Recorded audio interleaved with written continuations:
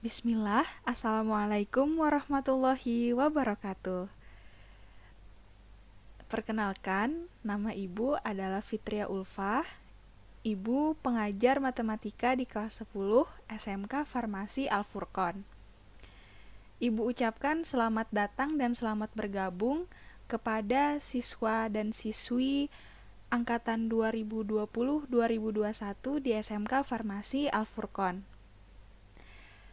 Pada pembelajaran matematika, kita akan melakukan pembelajaran daring atau online, mengingat kondisi kita saat ini masih dalam keadaan pemulihan masa COVID-19. Jadi Ibu harapkan kalian bisa berperan aktif dalam pembelajaran daring ini ya. Tetap semangat dalam belajar. Untuk materi yang pertama yang akan kita bahas di matematika ini yaitu tentang bilangan berpangkat, bentuk akar, dan logaritma. Nah, di sini mungkin kalian sudah tidak asing lagi dengan bilangan berpangkat, bentuk akar, tapi logaritmanya mungkin masih belum didapatkan di kelas sebelumnya ya. Jadi nanti kita akan mengingat-ingat kembali apa sih itu bilangan berpangkat, bilangan akar, dan juga nanti logaritmanya akan kita sesuaikan di pembelajaran berikutnya. Kompetensi dasar yang akan kita capai dalam pembelajaran ini yang pertama, 3.1 menerapkan konsep bilangan berpangkat, bentuk akar, dan logaritma. Dan untuk keterampilannya, kalian diharapkan mampu dalam menyajikan penyelesaian masalah yang berkaitan dengan bilangan berpangkat, bentuk akar, dan logaritma. Untuk selanjutnya, materi yang akan kita bahas pertama kali adalah tentang bilangan berpangkat. Di matematika, bilangan berpangkat juga disebut dengan eksponensial. Untuk mempelajari bilangan berpangkat, kita harus tahu dulu apa sih definisi dari bilangan berpangkat itu. Secara mudahnya, kita lihat contoh berikut. Misalkan di sini ada 5 pangkat 5. Nah, apa sih artinya 5 pangkat 5 itu?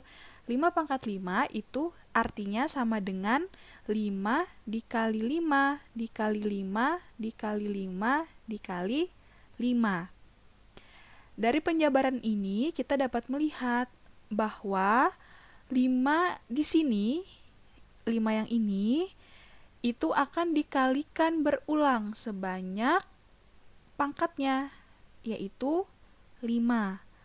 Jadi 5 dikalikan berulang sebanyak 5 kali.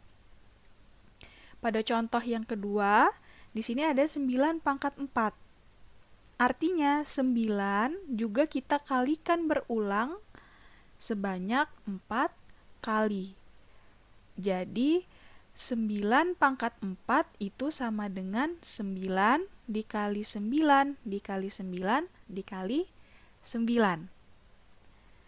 Mudah kan?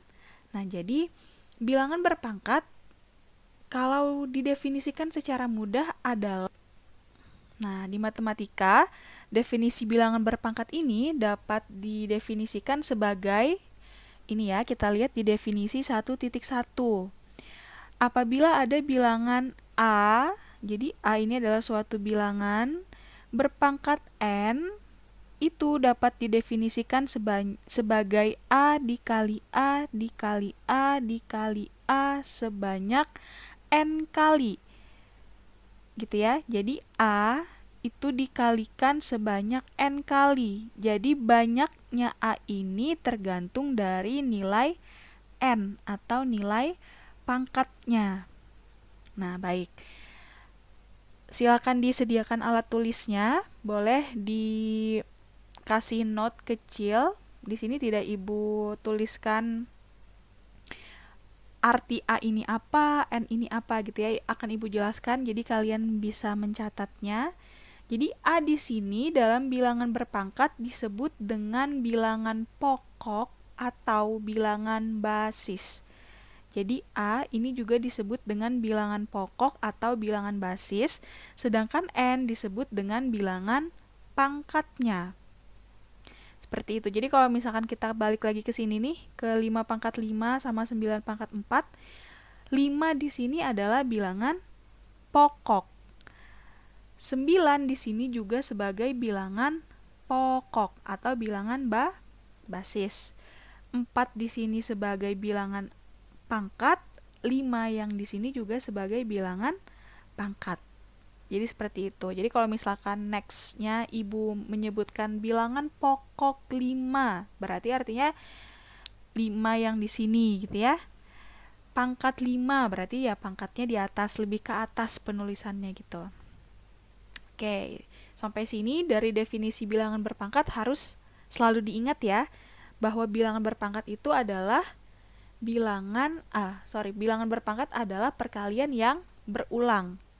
Gitu. Jadi kalau misalkan ada soal yang bentuknya adalah bilangan berpangkat, kalian harus tahu dulu definisinya apa, jadi bisa menyelesaikan dengan benar.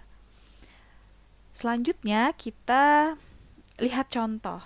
Nah, biasanya nih kalau misalkan di matematika itu ada bilangan negatif atau ada bilangan akar atau bilangan pecahan, itu sudah pasti ngelihatnya aja udah males gitu ya, apalagi untuk menyelesaikannya. Tapi di sini jangan takut. Yang penting kita tahu konsep, kita tahu definisi. Jadi mau itu ada bilangan yang negatif kah, atau bilangan akar, atau bilangan pecahan, gitu kita anggap gampang gitu. Yang penting kita tahu definisi dan konsep. Lanjut. Misalkan di sini ada contoh. Negatif 3A pangkat 3. Tapi di sini negatif 3A-nya di dalam kurung ya. Nah, ini hati-hati. Kalau dia di dalam kurung, artinya negatif 3A ini satu kesatuan. Jadi tidak bisa dipisah. Kalau dia di dalam kurung, jadi negatif 3A di dalam kurung ini dia satu kesatuan, tidak bisa dipisah. Kalau misalkan ada seperti ini, berarti penjabaran dari negatif 3A pangkat 3 itu kita balikan lagi ke definisi. Definisinya apa? Bilangan yang perkalian yang berulang gitu ya. Berarti negatif 3A sebagai basisnya itu kita kalikan berulang sebanyak pangkatnya. Pangkatnya ada 3. Jadi negatif 3A pangkat 3 sama dengan negatif 3A dikali negatif 3A dikali negatif 3A. Hasilnya adalah negatif 3 dikali negatif 3 dikali negatif 3 itu adalah negatif 27. Kan negatif kali negatif positif. Positif dikalikan negatif, negatif. 3 dikali 3, 9. 9 dikalikan 3, 27. Sisanya ada variabel A dikali A dikali A. Artinya A pangkat 3. Ya, karena dia bentuknya masih variabel, jadi tidak bisa kita kalikan. Jadi bentuknya tetap A pangkat 3. Gitu. Contoh kedua. Nah, selanjutnya di sini ada negatif 1/3 pangkat 4. Nah, ini nanti coba kalian cari sendiri hasilnya berapa gitu ya. Dijabarkan dulu baru nanti dihitung hasilnya berapa. Oke, untuk pertemuan yang pertama kita cukupkan dulu sampai di sini. Kita hanya berbicara tentang definisi bilangan berpangkat atau eksponensial terlebih dahulu. Untuk video berikutnya nanti insya Allah akan Ibu share tentang sifat-sifat dari bilangan berpangkat. Jadi nanti insya Allah akan kita lanjutkan ya di video berikutnya. Jadi Ibu cukupkan untuk pertanyaan. Kalau misalkan ada pertanyaan dan lain-lain bisa kita diskusikan di forum diskusi pada Google Classroom. Oke, jadi kita cukupkan dulu sampai di sini. Terima kasih atas perhatiannya. Semoga nanti belajarnya semakin semangat. Tetap jaga kesehatan. Wassalamualaikum warahmatullahi wabarakatuh.